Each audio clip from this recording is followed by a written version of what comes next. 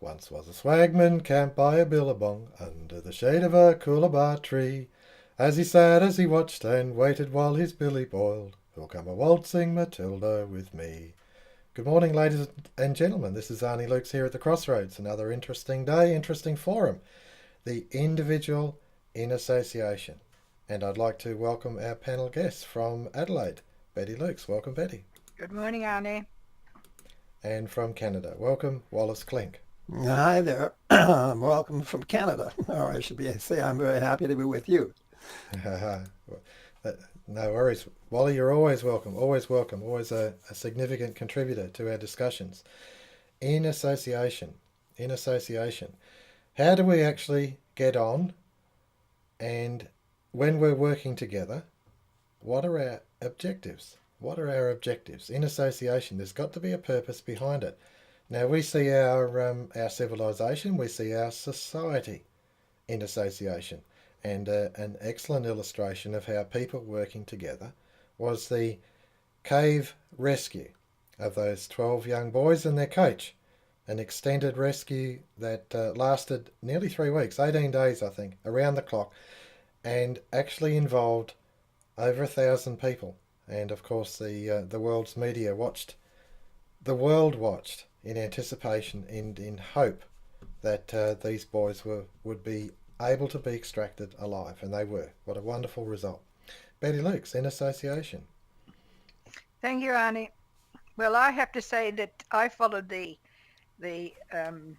plight of those young boys and hoped the very best for them. And I wondered why it was that I was interested to follow them, and yet at the same time there was the newspaper report that a Thai tourist boat had actually capsized and 60 people were drowned. Now, why was it that I followed it and the other? And I have to say that I am influenced by what Ian McGilchrist has to say about the left and the right hemisphere.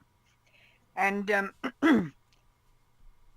I realized that what it was, the tourists who drowned, 60 people who drowned, they were just figures. They were numbers. There weren't faces put to them. There wasn't a background put to them as to who and what they were. But the Thai boys, I saw them as human beings. I saw them.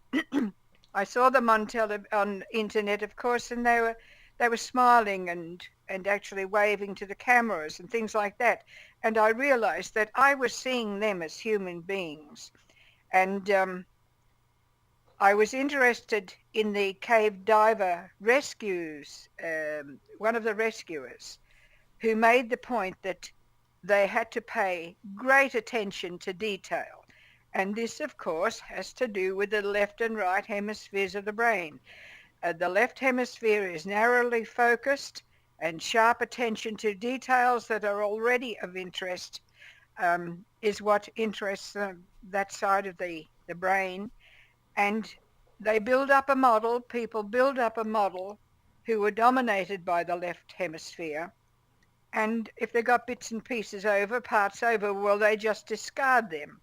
And I thought, my goodness, that to me is an ideologue if you think about it.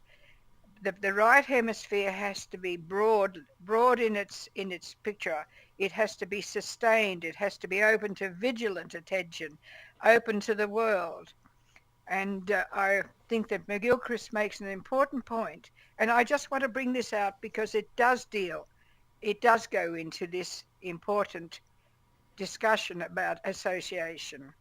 And as McGilchrist says, the left hemisphere, it doesn't know what it doesn't know. And in other words, it can be quite blind to a lot that's happening in the world. And I'd like to begin with that. No worries. Thank you very much. That's a very interesting opening salvo. Now I'm just going to cut across to some websites here that I've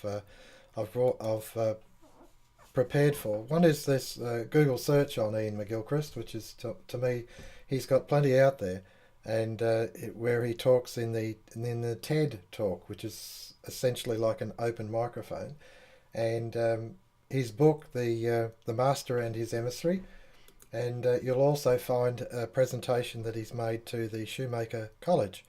And these Shoemaker, if we're correct in our thinking, this Shoemaker is the college was formed on the basis of the Small is Beautiful, the writer of those books, Small is Beautiful, which of course was a shoemaker, and I find it interesting that these people are interested in the workings of the brain and the ramifications of what it means to society.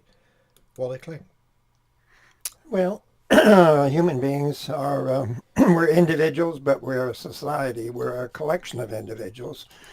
And we have to associate in order to achieve certain ends which are useful or essential to us for our survival and our interest and our development. And the science of association is absolutely essential if we're going to do this successfully.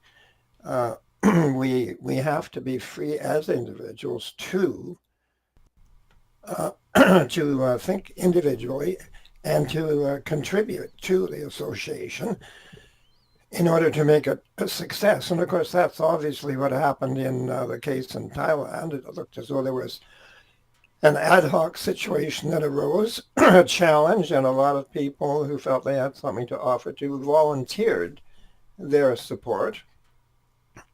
But they also relied upon people who had very specific knowledge and abilities in a particular field in order to achieve the end, which was the rescue of those boys.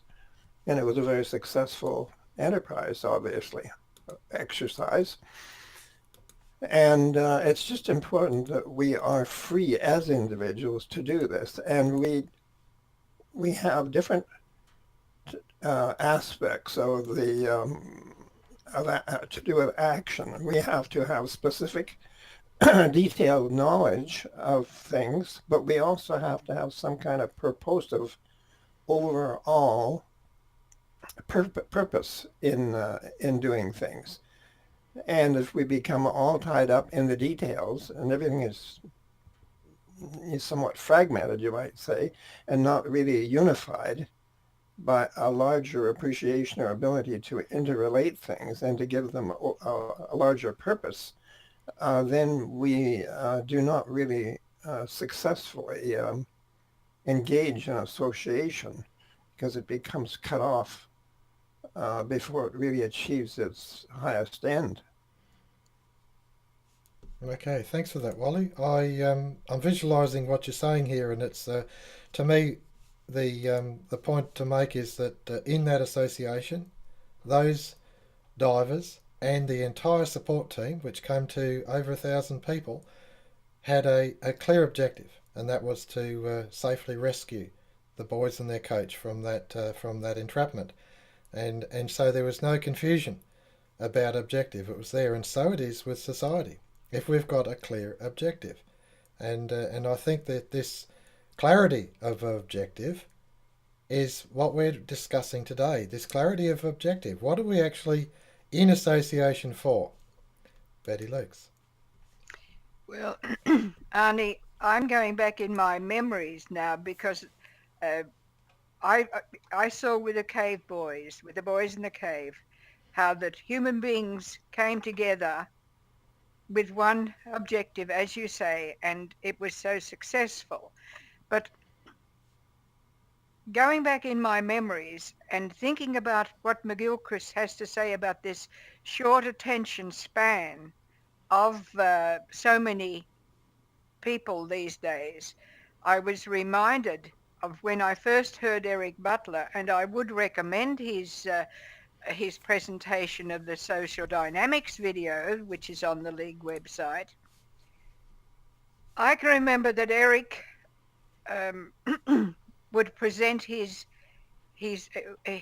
paper over about an hour, and the audience sat through more than 1 hour, and then had question time, which sometimes they had to stop because it just was going on so long. But this was the interest, this was the attention span. And then the audience would mill around after the formal meeting and discuss the matters themselves. And so you were lucky if you got out of the hallway before midnight. But around 10 years ago, I had the pleasure of showing the video of the social dynamics to a group, a church group actually. And afterwards, the young woman who organized it said to me, Betty, those videos are too long. The concentration level of your audience these days is about 15 to 20 minutes. And of course, then I asked, well, what happened over those 30, 40 years? What happened that the human beings couldn't concentrate for more than 15 to 20 minutes at a time? And then I also watched the Jordan Peterson and Kathy Newman BBC interview. He, of course, is the psychologist Jordan B. Peterson, and I was struck by her attitude towards him.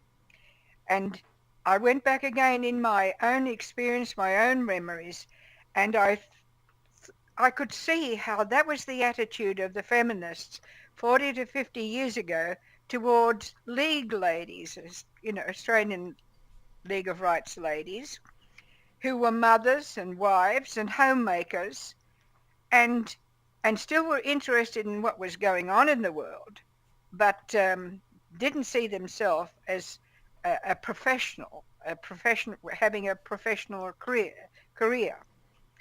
And that's why I was very interested in looking at what Ian McGilchrist had to say. And it helped me to have a better grasp on why we have such social problems as we do today. And McGilchrist speaks about the important differences that modern research is revealing about ourselves and our world. And the left hemisphere's way of being is more culturally contagious than the way of being of the right hemisphere. Does that matter? He was asked. He said, well, yes, it does. The left hemisphere doesn't know what it doesn't know. And he pointed out there is evidence.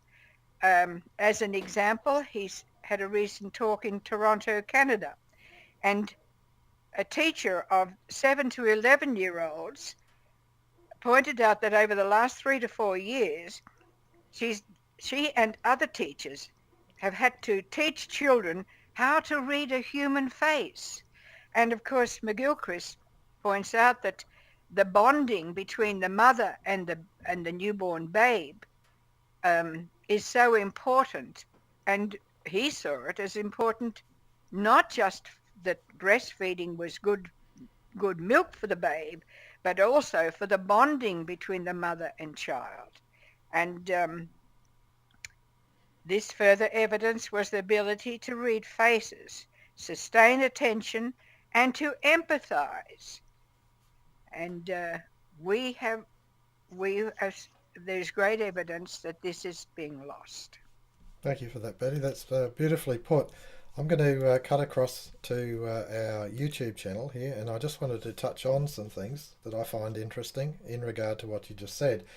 This particular lecture here by Eric Butler goes for 1 hour 35, and he doesn't take a breath in that. It's fascinating, and it is riveting listening. The Planned Surrender of Australia, 1989.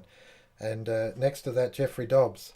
Eric interviews Jeffrey and Elizabeth Dobbs, and again, it's the same. It's 1 hour 36. These are demonstrations of the ability at that time to concentrate for extended periods of time. And yet nowadays, we take advice from our listeners, from our viewers, and we target 30 minutes because that's what people are capable of listening to, hold their concentration, and actually their ability for information to be imparted to them.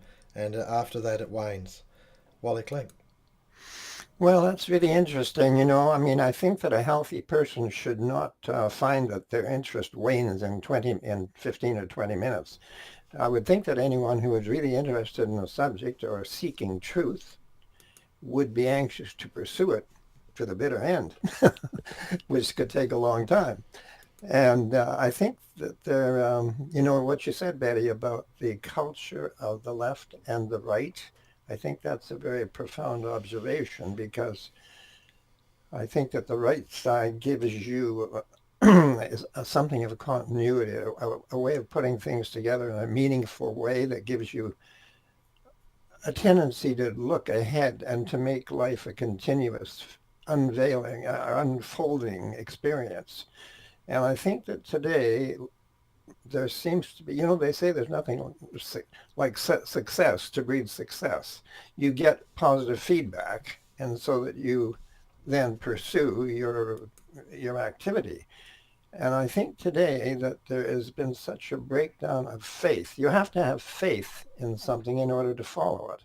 If you don't have faith, you're not going to really be to have any incentive to really follow things through in a diligent, disciplined, and persistent manner. You're going to be superficial, more inclined toward just temporary entertainments. And I think that there's been a tendency to, as you break down faith, there's been a tendency to break it down with the media and so on, and a lack of belief that there is really some higher meaning to life, that life is just sort of a sequence of events.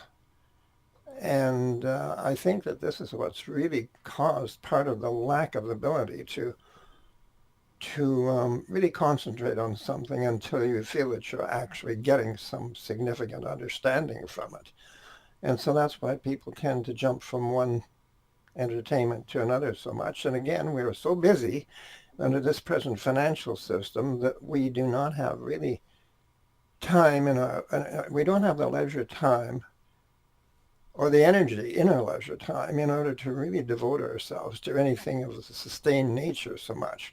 And therefore, we're just inclined to look for temporary entertainments to relieve the pressure of the day, which doesn't lead to a culture. It's not a meaningful culture. It just leads to an existence. And so I think we have a real problem with the ability to differentiate, to concentrate on a subject because of the nature of modern society and its unnatural demands upon the energies of the individual. You talked about the relationship of the mother to the child and so on, and the bonding. I think that bonding is an aspect of security. And if you do not have security, I think that impairs your ability to really concentrate with confidence on a given subject or activity, or to have a belief that there's a meaning to life. There's something larger and much more sustaining and much more persisting, something that really is lasting. And so that is why we are given, and I think students really are not being encouraged because of the seeming attack on faith. And when I say faith, I don't mean just a blind and foolish belief in something. I mean a faith that is based upon sound observation and sound logic and a healthy inquiring mind. Thank you, Wally. That's beautifully put. The pursuit of faith, and in association, we can actually achieve good things. And I think that's most important, that we bring those things together. Those cave divers, those 1,000 people, they had a faith, a hope and faith that they would achieve a good end, and they did. Betty Lukes. Well, Arnie, I think that we need to enlarge our understanding of association as well, because it's what we associate with even in our thinking. And I'm referring now to an article that was written by Elizabeth Dobbs, who was the wife of Jeffrey Dobbs, and this goes back to December 1980. And this, of course, would be before men like McGilchrist and Peterson appeared on the scene. And she's writing about thinking. And I thought this was so interesting. She points out that thinking, not reasoning or logic, is, when she's talking about thinking, it is of a different nature. And I'll just read a little bit because it's quite a long article and I think it could be for even next time we speak. It is of a different nature. It is a process of living, relating together all the facets of existence of which a person is conscious, and some of which he is unconscious about. It connects and coordinates what you see, feel, smell, touch, experience in the world around you with what you have experienced in the past, with the cultural inheritance from the society in which you live, with actions and ends and desires now and in the future. Now, that's all to do with association, if you think about it. And of course, there has to be feedback from all of those associations.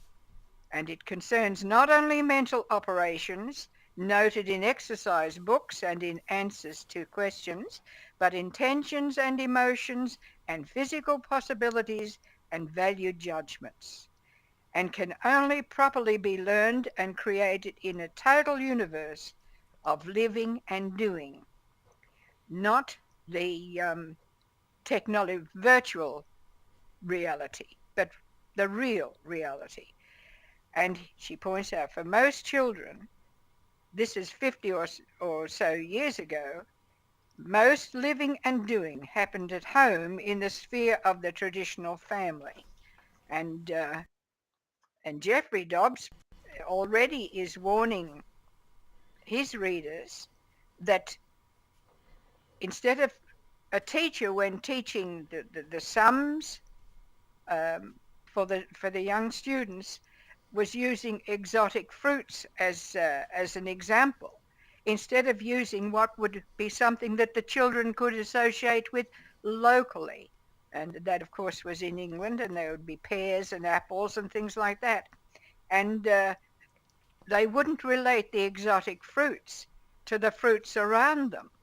And while it seems a little thing, in fact, all these years later, we can see it's a big thing. Thank you for that, Betty. That's beautifully put. I spoke with a young girl down at the market a few weeks back, and I get this Green Left Weekly paper off her, make a donation for $1 or $2, and it's essentially a communist newspaper. And she was handing it out, and she was she was doing her duty, her responsibility as an activist, doing this. And I spoke to her about a few things, and I noted during the conversation that no sooner had I said something that there was a response which essentially compartmentalized my point of view. Oh, that's a conspiracy theory, or that's a this, or that's a that, and so there was no actual process of thinking on her part. At least it wasn't apparent to me that she was actually thinking about what I was talking about. What she was doing was she was just organising my conversation into these pigeonholes of what she'd been programmed with, and it was unfortunate because beautiful young girl, huge potential, the rest of her life, and here she was enslaved to a what would you call it, a indoctrinated philosophy, which had her just bound up intellectually. Wally Klinck.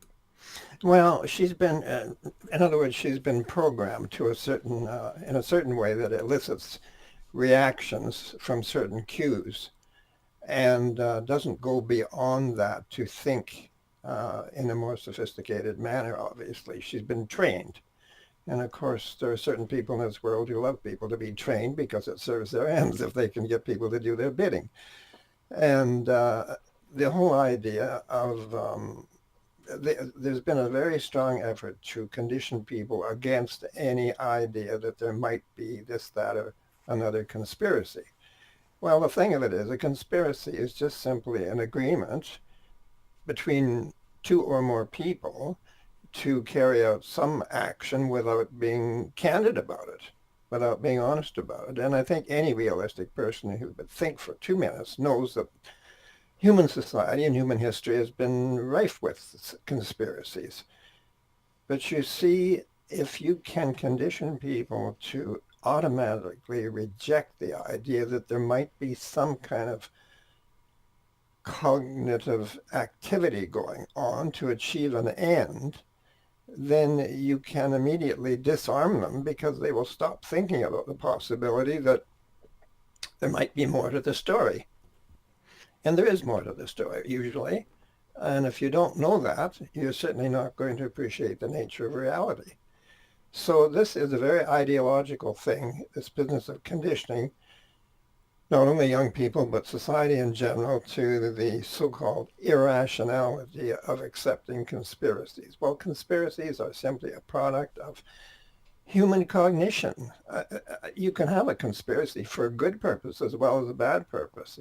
It may not be candid, but that's the way human beings work. They think. And to say that there is no such thing as a possibility of a conspiracy is almost to say that human beings aren't capable of thinking, which is irrational, which is quite ridiculous. So it's a way of disarming people. And I think that, sure, people do get some very bizarre ideas about things, and they're quite unsound. They might be mentally unsound, but there are very, very definite activities that go on, which are a process of rational, purposive thought based on reason. And as you mentioned, reason is not the only basis of life. Reason is only a way of putting things together, but it doesn't necessarily enter that higher level of cognition where you have meaning to life, where you have a cultural, philosophical, spiritual aspect to life. Reasoning can be used just for discrete reasoning can be used just for limited ends, and it doesn't necessarily enter into the higher aspects of the meaning of life. Thank you, Wally. That's beautifully put. I'm reminded. I'm going to just take us off on a complete tangent here, just for entertainment. I've got a sheep in the paddock that keeps the grass down, and it does a good job, and I'm mates with it. And there's a joke out there of where there's a small flock of sheep, and there's a farmer and there's a dog, and the sheep are talking amongst each other as they're being herded, and one sheep is saying to the other, says, I'm telling you, I reckon the farmer and the dog are working together, and the other sheep says, oh, you're nuts, that's just a conspiracy theory. And so it's a good illustration of working together in association to achieve ends, and without necessarily making it apparent what those ends are. That's all a conspiracy is.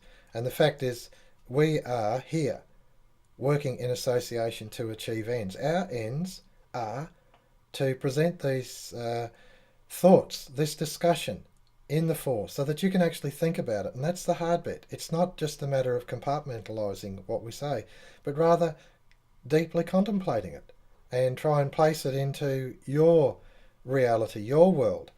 And does it make sense? Can it help illustrate how to appreciate what is actually going on in the world around us? Betty Lukes. Well, I'm thinking of C.H. Douglas now. In his little booklet, The Big Idea, he's talking about written history. And he points out that writing differs from memory in being two-dimensional instead of four-dimensional, as the memory would be. It's only possible to write about one thing at a time. Genuine history, that is the flow of events, is just as unwritable as a spring morning. You can pick out certain facts about it which you think are important, but there are infinitely more happenings than you can possibly imagine. Written history is 5% facts, 95% historian. And it's, to me, the important part that he goes on to point out is that we have to have the ability or the equipment to put the association of these facts to give the bigger picture. And that's what's not happening today. Thank you, Betty. We're looking at the half-hour mark for our forum, and I know we can go on about this, but I'd just bring us to a close for today, and no doubt we'll pick this issue up again. So, closing comments, please, Wally Klinck. Well, I think that one of the problems today, in fact, the problem probably, is that we have a financial system which puts completely abnormal and unreasonable pressures, responsibilities upon people, denies them the opportunity to be human beings in the full sense, keeps them concerned and consumed with busy work. And this, of course, is one of the things that leads to activities which are antisocial, because people are attempting to survive in a world where it's virtually impossible to survive. And so that causes activities which are undesirable, and which causes other people to be suspicious and to be concerned that maybe things are not being done properly, and they're probably not. In fact, I'm sure they're not. So I think that what we really need is a rectification of this very, very antisocial and dysfunctional financial system, which has interfered with our ability to associate in a truly constructive, meaningful, and productive and happy manner. Thank you, Wally. Closing comments, Betty Lukes. Well, I'm going back to those boys in that cave, and I was reminded of that passage in the New Testament. Greater love hath no man than to lay down his life, or to risk his life. Greater love has no man than to lay down his life for his fellow man. And I see it that all of those people demonstrated that very truth. Beautifully put. Thank you for that, Betty Lukes. It's been an interesting day. In association, what can we achieve? We saw that with the Thai cave. We can do wonderful things. And we can also immerse ourselves in association in communities to do charitable works. And of course we can work further than that, and in association in the political and religious realms. We can actually bring things industrially, politically, and unfortunately there's also the ability for us in association to do military things, which can be quite destructive and unnecessary. Arnie Lukes from the Crossroads. Once was a swagman camped by a billabong under the shade of a coolabah tree. As he sat, as he watched and waited while his billy boiled, who'll come a waltzing Matilda with me?